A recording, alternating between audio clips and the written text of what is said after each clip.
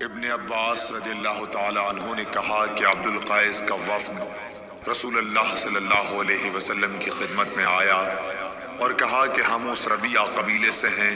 اور ہم آپ کی خدمت میں صرف حرمت والے مہینوں ہی میں حاضر ہو سکتے ہیں، اس لیے آپ کسی ایسی بات کا ہمیں حکم دیجئے جسے ہم آپ سے سیکھ لیں اور اپنے پیچھے رہنے والے دوسرے لوگوں کو بھی اس کی دعوت دے سکیں۔ آپ نے فرمایا کہ میں تمہیں 4 چیزوں کا حکم دیتا ہوں اور 4 چیزوں سے روکتا ہوں۔ پہلے خدا پر ایمان لانے کا، پھر آپ نے اس کی تفصیل بیان فرمائی کہ اس بات کی شہادت دینا کہ اللہ کے سوا کوئی معبود نہیں اور یہ کہ میں اللہ کا رسول ہوں، اور دوسرے نماز قائم کرنے کا، تیسرے زکوٰۃ دینے کا، اور چوتھے جو مال تمہیں غنیمت میں ملے اس میں 5واں حصہ ادا کرنے کا، اور تمہیں میں تومڑی، حنطم، قصار اور نقیر کے استعمال سے روکتا ہوں۔